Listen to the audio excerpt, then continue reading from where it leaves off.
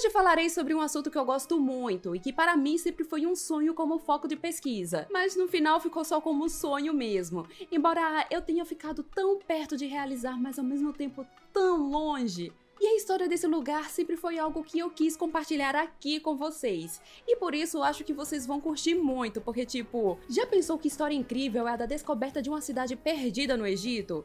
Uma cidade construída no meio do nada por um faraó polêmico para depois ser abandonada às pressas e séculos mais tarde ser esquecida pelos próprios egípcios. Estou falando da cidade que foi construída e governada pelo faraó Akenaton, rei cujo reinado foi literalmente apagado da história, mas que ressurgiu em nosso tempo graças às descobertas arqueológicas. Essa cidade do Egito foi construída exclusivamente para abrigar o culto ao deus Sol Atom. Ela foi construída em tempo recorde, no meio do nada, por puro capricho, e às custas da vida de pessoas muito jovens. E foi cenário para intrigas políticas e o possível lugar do nascimento de um dos faraós mais famosos, para depois ser abandonada e engolida pelo deserto. Estou falando da cidade de Akhetaton, a Cidade do Sol. Olá, este é o Arqueologia pelo Mundo. Meu nome é Márcia Jamili, sou arqueóloga e administradora do site Arqueologia Egípcia e convido vocês a conhecer um pouco sobre a vida do faraó Akenaton através da história da cidade que ele construiu. Vamos observar juntos as anotações de antigas pesquisas arqueológicas e conhecer a história por trás da chegada dos primeiros arqueólogos aos restos que mais tarde se descobriria que seria a cidade que foi palco de uma das manobras políticas e religiosas mais audaciosas do Egito. E não só isso! Ela foi uma das primeiras cidades planejadas do mundo, mas ela só durou cerca de 20 anos, o que faz com que a gente se pergunte o que foi que rolou. Bom, para compreender o quão incrível é essa história, deixa eu contar para vocês algo que aconteceu no dia 17 de novembro de 1714. Vamos lá, momento historinha. Essa era uma época em que os monumentos egípcios eram um amontoado de pedras com textos misteriosos que esperariam mais de 100 anos para serem decodificados. Nesse dia, um padre fez uma curiosa anotação sobre algo que ele viu no deserto do Egito e que foi memorável o bastante para ele registrar para o futuro. O seu nome era Claude Sicard, um padre jesuíta que tinha viajado para o Egito para conhecer os mistérios deste país cuja antiguidade era difícil de alcançar. A antiguidade egípcia tinha caído há mais de 2000 anos, bem após a morte da rainha Cleópatra VII, e com ela gradativamente se foi também a capacidade de se ler os hieróglifos egípcios, que agora permaneciam como pequenos desenhos silenciosos. E Sicard, naquele momento, estava caminhando por uma antiga cidade dos mortos, que naquele tempo estava sendo usada como lar por algumas famílias egípcias. Esse era o cenário perfeito para uma história de mistério, não é mesmo? E durante o seu passeio, algo chamou sua atenção. Era uma grande pedra com antigas inscrições, e estava bem na cara que era algo do Egito Antigo. O problema é que aquilo que ele estava vendo era bem diferente do que ele tinha visto no resto do país. Os personagens retratados, em vez de mostrados na posição típica dos egípcios, com rostos impassíveis e caminhado seguro, o que o jesuíta estava vendo era bastante diferente e estranho, muito estranho. Ele conseguiu entender que ali estavam duas personagens femininas e uma masculina, e todos possuíam crânios alongados. Outro detalhe é que eles estavam embaixo de uma imagem de um sol, cujos raios terminavam em mãos segurando amuletos. Então ficou a pergunta: que troço era aquilo que ele estava vendo? O Sicard ficou tão abismado com o que viu que resolveu registrar aquilo. Mas vamos lembrar que naquele tempo não existiam smartphones ou máquinas fotográficas. Então o que restou a ele foi desenhar. E esse foi o seu desenho.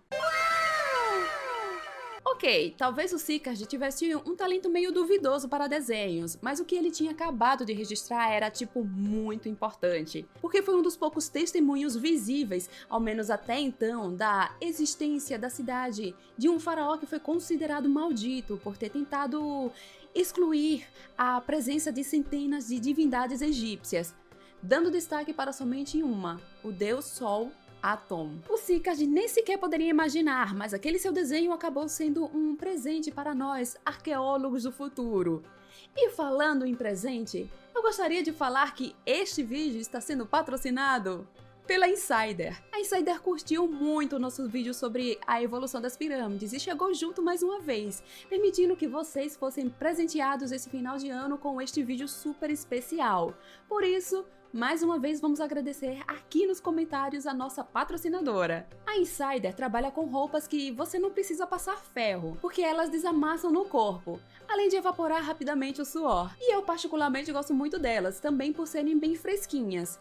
E dá para usar em diferentes ocasiões. Tem como usar em visitas a museus. Essa semana mesmo eu dei uma aula usando uma das camisetas da Insider.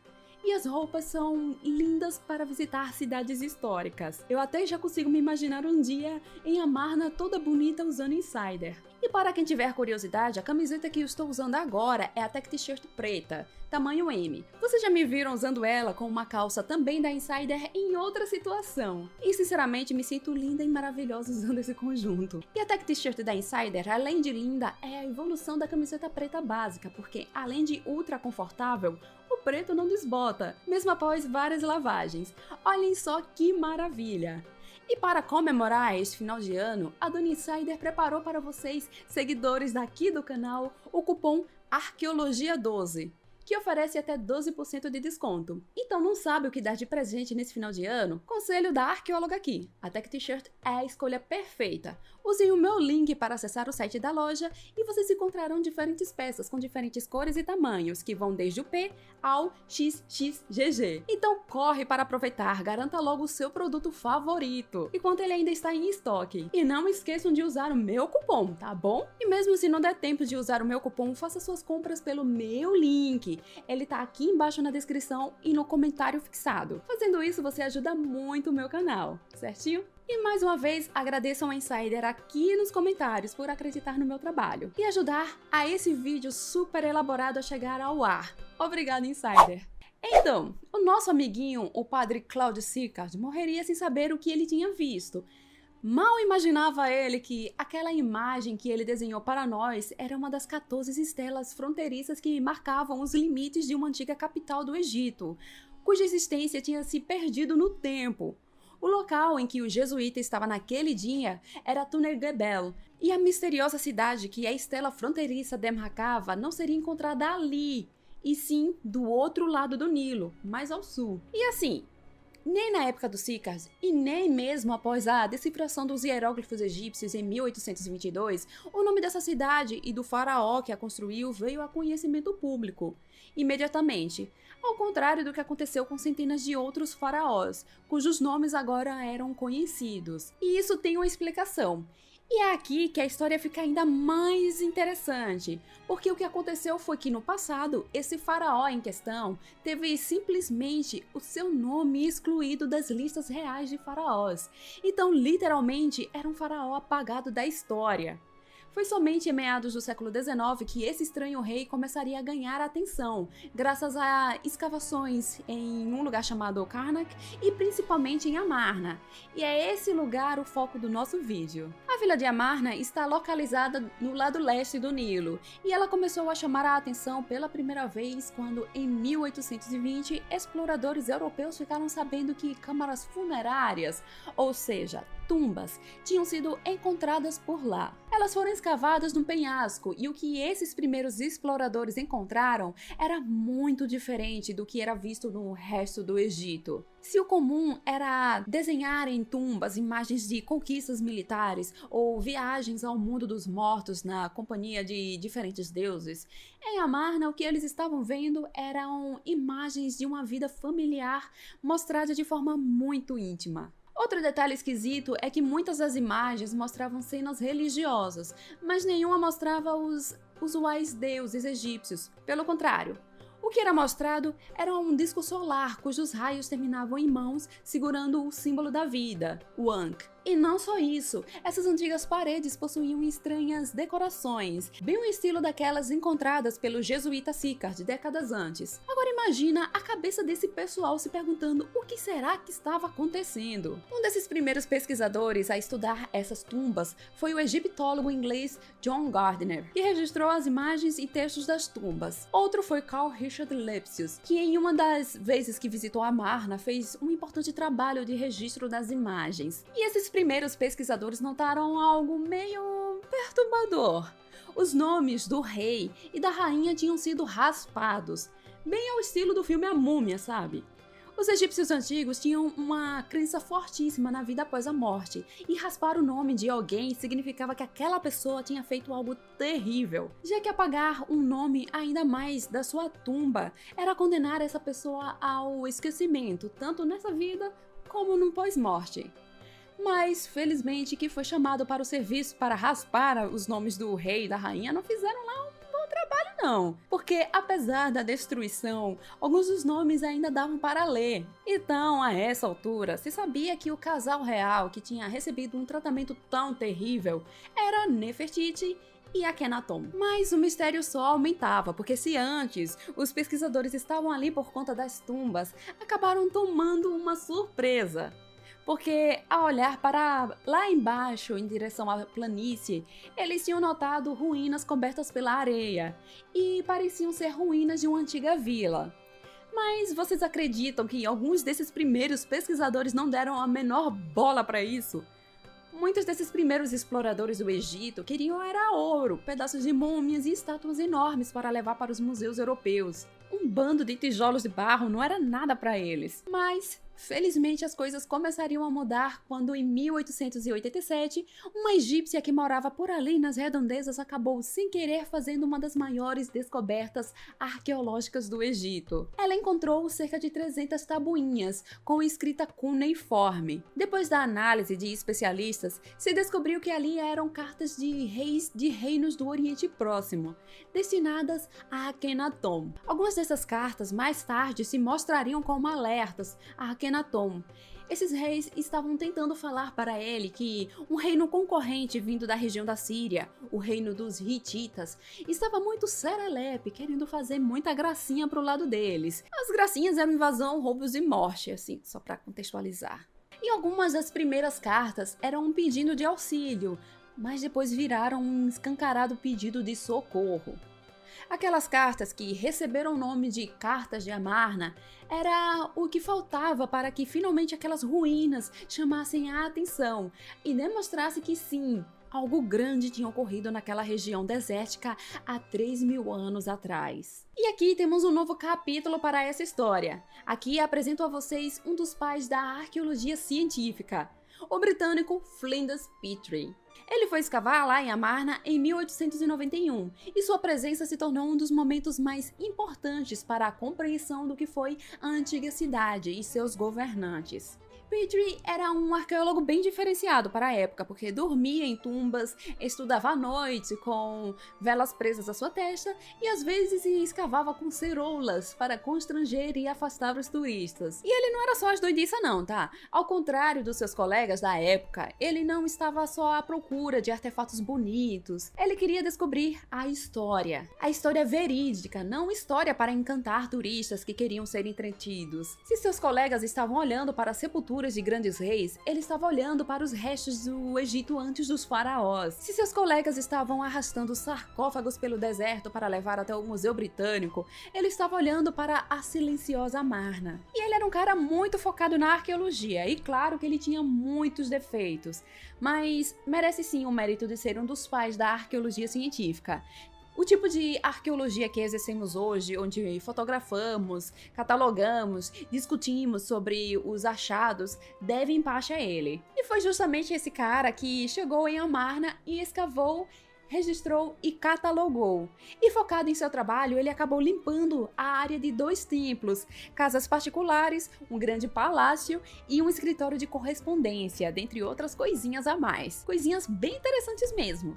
E ele foi um dos primeiros a descobrir como era, mais ou menos, a decoração de algumas residências da cidade. Como, por exemplo, em um determinado edifício, ele encontrou um chão de gesso pintado, onde foram registradas imagens da natureza. É só uma pena que parte desse piso tenha sido destruído por um morador local, que estava muito chateado com a presença de turistas que, sabendo das descobertas feitas nessa cidade perdida, tentavam visitar o local, mas no caminho pisavam na plantação do senhorzinho. Aí ele foi lá e então quebrou tudo, né? O que sobrou desse piso de gesso hoje está no Museu Egípcio do Cairo. mas de acordo com registros da época, era muito bonito e era enorme. E outras descobertas em relação à decoração da cidade apontam que os edifícios mais ricos, neles as paredes eram cobertas com pedras coloridas para formar imagens. As colunas tinham capitéis de folhas de palmeira com detalhes em vermelho, azul e amarelo. E ainda sobre as paredes, algumas tinham hieróglifos incrustados de obsidiana, granito negro, quartzito vermelho e pedra calcária. Deveria ser bem colorido e bonito. Com o passar dos anos, foi se descobrindo mais detalhes dessa magnífica cidade. Por exemplo, foi descoberto que ela possuía uma força policial que incluía tanto patrulhas a pé como em grupos em carruagens. Inclusive, o edifício do quartel-general foi identificado pelos tijolos de barro que os identificava. E esse quartel também possuía estábulos. E essa cidade também contava com cervejarias e padarias. Para as áreas distantes, eram cavados poços de abastecimento de água. E é bem legal porque conhecemos as casas de algumas pessoas, como o chefe de carruagens, o Hannefer, que ficava próximo da casa de um homem chamado Ramose, que na época era oficial do exército. Também conhecemos a casa de Nacht, que era vizir e que viveu no extremo oposto da cidade, longe do palácio. Essas pessoas mais ricas viviam em vilas muradas, com jardins, lagos e pequenos templos. Suas residências também tinham salões e banheiros com buracos de drenagem. Outra casa que nós conhecemos é a residência do escultor-chefe Tutmés, onde ele tanto tinha seus próprios aposentos como aposentos para os seus trabalhadores, assim como um estúdio de trabalho. Ou seja, praticamente todo o trabalho era realizado lá. E quando a cidade foi abandonada, os últimos moradores da cidade deixaram para trás algumas estátuas. Uma dessas estátuas foi encontrada no dia 6 de dezembro de 1912. Pelo arqueólogo alemão Ludwig Borchardt. Estou falando da famosa imagem da rainha Nefertiti, que hoje está na Alemanha, protagonizando uma briga internacional pelo repatriamento dela, para que seja devolvida ao Egito. História incrível e que vale a pena conhecer. E para a sorte de vocês, eu já contei aqui no canal. Link no card. E as casas mais humildes tinham só um andar e teto plano. A cozinha ficava longe dos principais cômodos e nos quintais poderiam ter celeiros circulares e um estábulo. Após décadas de pesquisas, e agora com vários dados recolhidos tanto sobre a cidade como sobre quem a governou, os pesquisadores começaram a montar esse milenar quebra-cabeça. A história era a seguinte: o tal Akhenaton anteriormente era um rei chamado Amenhotep IV, que reinou na 18ª dinastia, em algum momento entre os reinos do faraó Amenhotep III e Horemheb. O seu nome não estava presente nas listas reais. E até em sua própria tumba o seu nome foi apagado. E outro detalhe perturbador é que as poucas vezes em que ele ainda era citado, era dessa forma: o reinado desse condenado, rebelde. Estava óbvio que ele tinha aprontado alguma coisa grave. Akhenaton viveu durante uma época chamada de Novo Império, e era tradição nesse tempo os faraós morarem na capital, que era Tebas, localizada na atual Luxor, e que fossem enterrados no Vale dos Reis. Mas ele resolveu dar uma remexidinha nisso aí, e não só resolveu passar a dar destaque para um só deus, como resolveu criar uma nova cidade do zero e transformá-la em capital. Calhou que ele escolheu um lugar nunca antes habitado, e esse lugar hoje é Amarna. Não se sabe o motivo desse lugar isolado ter sido escolhido por Akhenaton para abrigar sua cidade, mas a dica pode estar em sua paisagem. Olhando para um lado do seu horizonte, é possível ver duas colinas por onde o sol passa bem no centrinho entre elas. A questão é que, coincidentemente, essa imagem lembra essa imagem. É um hieróglifo chamado Akhet, horizonte. A palavra Akhet te lembra algo? É o próprio nome da cidade, Akhet-Aton, horizonte de Aton. Se fosse hoje em dia, seja lá quem teria sido o corretor de imóveis que vendeu essa ideia, ele merecia uma promoção. Mas assim, para não confundir vocês, como o nome da cidade lembra um pouco o nome de Akhenaton, eu vou passar a chamar a antiga cidade pelo nome de Amarna, certinho? Bom, vamos lá. Ainda se chamando Amenhotep IV, o faraó teria iniciado a organização para a construção de sua cidade no ano 4º do seu reinado. Seria necessária uma grande mobilização econômica e de pessoas. Para isso, deveriam ser chamados arquitetos, escultores, ilustradores e artesãos. E parte da economia até que foi fácil resolver, era só pegar a parte dos impostos que iriam para a antiga capital Tebas e passá-los agora para Amarna. Tudo resolvido, não é mesmo? Uma pena que isso aqui, a longo prazo, seria um dos motivos que levaria à queda da recém-nascida cidade. E a ideia da nova capital era ter um espaço de culto para Atum, dar uma cidade para ele, tal como era Tebas para Amon-Ra, Abidos para Osíris, Nequem para Horus e assim vai. E Amenhotep IV pensou realmente grande, porque ele queria que, em pouco tempo, esse lugar fosse o lar da corte, com seus altos funcionários, escribas, tesoureiros, todas as figuras do alto escalão, incluindo, claro, a família real. Então, no ano quinto, as obras tiveram início. Mas a mudança da capital não seria a única novidade. Em breve, outra grande mudança seria feita. O rei mudaria o seu nome. Isso ocorreu também no ano quinto de seu reinado. Ele mudou seu nome de Amenhotep, que significa Amon está na plenitude, para Akhenaton, que seria algo como aquele que é útil a Atum. Na verdade, não existe um acordo sobre o significado exato desse nome, mas como vocês podem notar, era um nome que beneficiava o deus Atum. Outro detalhe que diferenciava o reinado dele do reinado de outros faraós é que ele instaurou também mudanças na arte. Se antes tínhamos desenhos feitos dessa maneira, na época de Akhenaton, em especial em sua cidade, a arte seria agora assim, com representações de crânios alongados, coxas e barrigas proeminentes, e os personagens com uma postura mais relaxada, e não como se estivessem com uma vassoura presa nas costas. Alguns pesquisadores interpretam as feições peculiares de Akhenaton e sua esposa Nefertiti e o restante de sua família como alguma doença. Porém, outros acreditam que essa aparência, que só aparece em algumas de suas imagens, seria uma forma de demonstrar sua divindade, tal como seria o deus Horus ser representado com uma cabeça de falcão, sabe?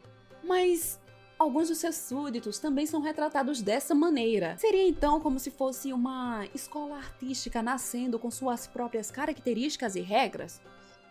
Voltando à cidade em si, não se sabe por quanto tempo a mudança da corte para a nova cidade demorou, mas certamente ela foi feita através do Rio Nilo. Sabe, na antiguidade egípcia e até hoje, o Rio Nilo funcionava como uma grande hidrovia, e certamente durante essa época de mudança de capital, ele ficou ainda mais agitado do que o comum, porque não estamos falando somente da chegada de pessoas, mas também de móveis, materiais de construção, sacas de alimentos e animais. E não era só de nobres que uma cidade era feita, não é mesmo? Ainda tinham as pessoas comuns, camponeses, artesãos, pintores, cozinheiros, costureiros e, claro, construtores. Todos sendo pessoas indispensáveis para a construção e funcionamento da nova capital. E não só isso, estamos falando de uma cidade que deveria nascer no deserto e tinha que ser rápido. Então, sistemas de irrigação deveriam ser pensados e jardins deveriam ser construídos.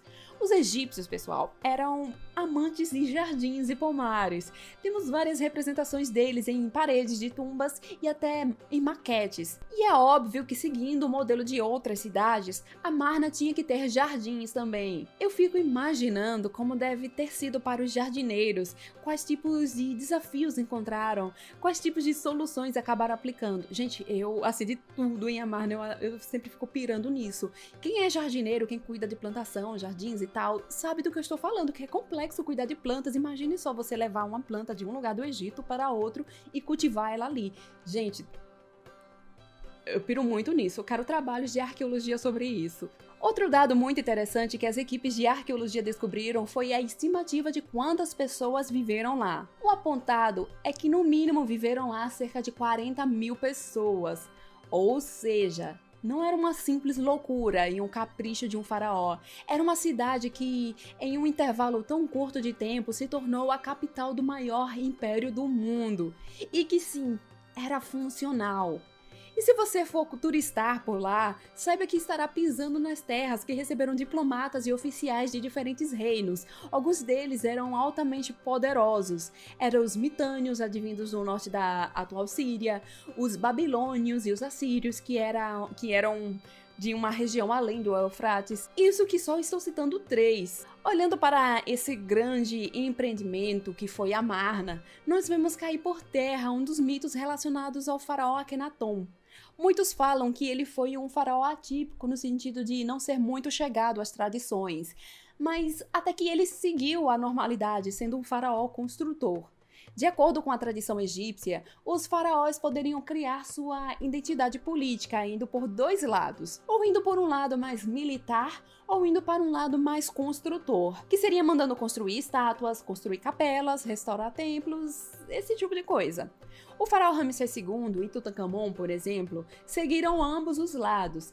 Já Akenaton acabou entrando mais numa linha de faraó construtor. E vamos dizer que ele ganhou muitos pontos de bônus aqui, porque o cara não mandou construir somente um punhado de templos. Ele mandou construir uma cidade inteira, e com templos e muitas estátuas. E possuímos muitos ótimos detalhes sobre a aparência da cidade em si. Sabemos, por exemplo, que ela tinha largas avenidas, pátios, áreas verdes e palácios luxuosos, com decorações ricas em cores, lembrando muito um palácio que foi construído pelo pai de Akenaton, Amenhotep III, que foi o Palácio de Malkata. O Palácio de Malkata era localizado em Luxor, antiga Tebas, e embora hoje só tenha sobrado algumas ruínas, foi descoberto que era um palácio bem colorido, enfeitado com faianças e pedras semi-preciosas. Provavelmente foi nesse palácio onde Akenaton nasceu, ou pelo menos cresceu, e vimos muita inspiração desse palácio nos próprios palácios da cidade de Amarna. E por acaso eu sou louca para conhecer o sítio arqueológico de Malkata. Gente, um dia quando eu for pro Egito, um dos lugares que eu quero conhecer é o sítio arqueológico de Malkata. Tem algo lá, só ruínas e algumas coisinhas, mas gente, eu consigo olhar aquilo e imaginar como era o palácio. Tá na minha cabeça há muito tempo. Ai... E voltando a Amarna, não são só os registros arqueológicos que nos levam a deduzir que era uma cidade bem bonita. Um dos seus próprios habitantes chegou a declarar que ela era grande pelo seu encanto, agradável aos olhos pela sua beleza. Isso que é elogio. Já podem usar isso aí no barzinho, hein, no final de ano. Mas essa cidade também tinha um lado sombrio.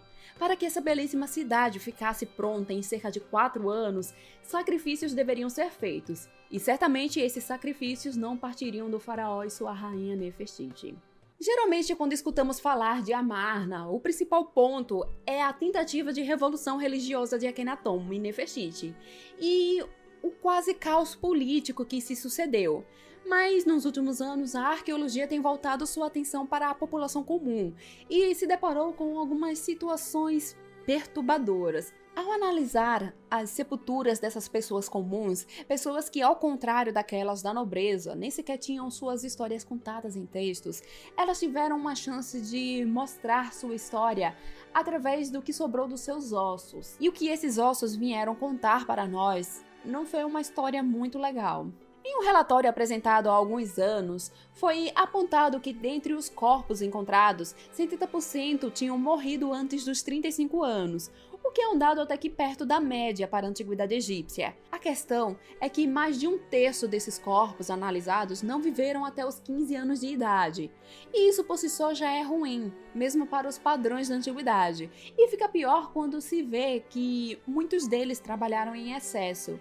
E isso é possível de se saber através do estresse sofrido por seus ossos. Tipo, quando você pega muito peso ou tá caminhando muito, seus ossos eles começam a se chocar e tal. Para variar, os padrões de crescimento das crianças mostram um atraso de até 2 anos. E aí podemos incluir casos de desnutrição. E dentre os adultos, muitos haviam sofrido danos na sua espinha, o que demonstra que, além deles terem trabalhado por longas horas, que eles tinham um trabalho muito pesado. E os pesquisadores acreditam que esse trabalho pesado provavelmente foi para construir a cidade em tempo recorde. Ou seja, aqueles 5 anos de trabalho corrido para construir a cidade custaram caro para essas pessoas. Em um cemitério específico foram encontrados 135 corpos, e muitos pareciam ter sido enterrados às pressas, em covas quase sem pertences. A maioria não possuía indícios de agressão ou de que sofreram com uma morte violenta. Outro detalhe é que alguns foram enterrados em grupos, embora não possuam nenhum vínculo de parentesco entre si. De acordo com os pesquisadores, o que parecia é que essas pessoas simplesmente tinham sido colocadas juntas em um túmulo. Para variar, 92% dessas pessoas não tinham mais de 25 anos de idade, e mais da metade morreu entre os seus 7 e 15 anos de idade.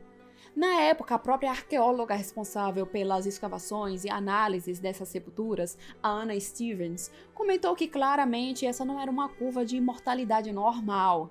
Ela ainda disse que pode parecer coincidência, mas nessa área continha as pedreiras de calcário que o faraó usava. A impressão que deu é que essas pessoas foram recrutadas dentre aquela população comum que veio tentar a vida na nova cidade, mas acabaram tendo que trabalhar até a morte. E falando em morte, após 17 anos de reinado, o Akhenaton morreu e foi sepultado em uma daquelas sepulturas estudadas pelo Flinders Petrie. No passado, a cidade de Amarna foi suntuosa, com palácios novinhos, enfeitados com pedrinhas coloridas, formando padrões da natureza. Mas hoje, cerca de 3.000 anos depois, mal temos suas próprias ruínas. O que será que aconteceu? Por que essa suposta cidade dos sonhos parecia ter sido abandonada do nada? A resposta viria após anos de pesquisas de arqueologia. Em um dado momento do seu reinado, Akhenaton proibiu a adoração dos demais deuses, principalmente Amon, e mandou fechar os templos dessa divindade por todo o Egito e seus domínios. E fechar os templos dedicados a esse deus foi uma decisão extremamente perigosa, já que além de Amon ter sido uma divindade extremamente amada e cultuada, inclusive dentro das casas das pessoas comuns que viveram em Amarna, os templos dele tinham uma forte participação na economia do Egito, no sentido de que seus celeiros guardavam os excedentes de produção de cereais, e seus sacerdotes tinham suas próprias missões comerciais, enviadas para territórios estrangeiros, além do controle da mão de obra para as construções. Ou seja, o cara mexeu em um vespeiro. Então nem preciso dizer que os sacerdotes de Amon não eram lá muito fãs de Akhenaton. Talvez assim, só jogando no ar, existisse certo ressentimento aí. Paralelamente, existem controvérsias em relação à sucessão de Akhenaton. Alguns sugerem que Nefertiti assumiu o trono por um tempo, além de passá-lo para um tal de Smenkhar, que por acaso só reinou por 3 anos. Outros pesquisadores falaram que não, que na verdade Smenkhar assumiu o trono logo depois da morte de Akhenaton. O fato é que anos após a morte de Akhenaton e essa baguncinha aí de sucessão, quem assumiu o trono foi um menininho que tinha somente 8 ou 9 aninhos de idade, chamado Tutankhaton, que embora provavelmente tenha nascido em Amarna, mais tarde abandonou a cidade e devolveu o título de capital para Tebas e mudou o seu próprio nome para Tutankhamon, com seu nome agora beneficiando ao deus Amon.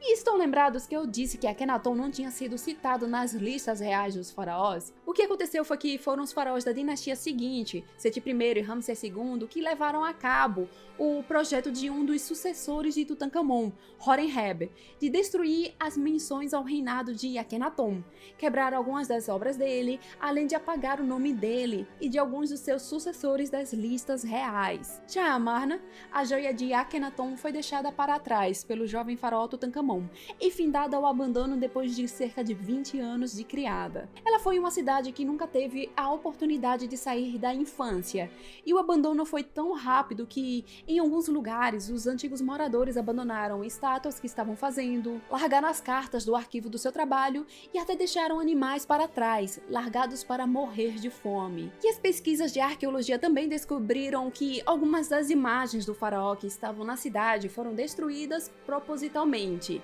E com o passar dos anos, ela foi largada para se transformar em ruínas que primeiro foram engolidas pela areia do deserto para depois serem engolidas pelo tempo, e o seu nome ser perdido para ser redescoberto cerca de 3.000 anos depois. E eu tenho um assunto inacabado com essa cidade, já que em 2012 eu tinha passado em uma escola de campo para estudar arqueologia por alguns dias nas ruínas de Amarna, mas infelizmente me faltou mérito. Gente. Até hoje eu ainda penso que no que foi que eu perdi. Era um sonho estudar lá, mas infelizmente não é pra todo mundo. Bom, pessoal, é isso. Como vocês podem estar imaginando, criar um conteúdo como esse dá muito trabalho. mas no final ficou um vídeo bonito, não é mesmo? Então, se você gostou, por favor, deixe seu curtir e se inscreva aqui no canal. É muito importante. E compartilhe esse conteúdo com seus amigos. Ajuda aí, por favor. Nós precisamos muito do seu like. Dá aquela força para essa arqueóloga aqui, por favor. Eu sei que muita gente tá deixando de se inscrever no YouTube, dar like nos vídeos, sei lá por qual motivo. Mas não deixe de fazer isso não, isso ajuda muito os criadores de conteúdo daqui. Então, se você gosta de vídeos como esse, não custa nada, sua inscrição e seu like são de graça. E lembre-se de conferir os produtos da Insider através do meu link, beleza? Se gostar de algo, use o meu cupom ARQUEOLOGIA12, porque você receberá 12% de desconto. Olha aí, presente de Natal, então corre! Aproveite para comprar produtos Insider para toda a família.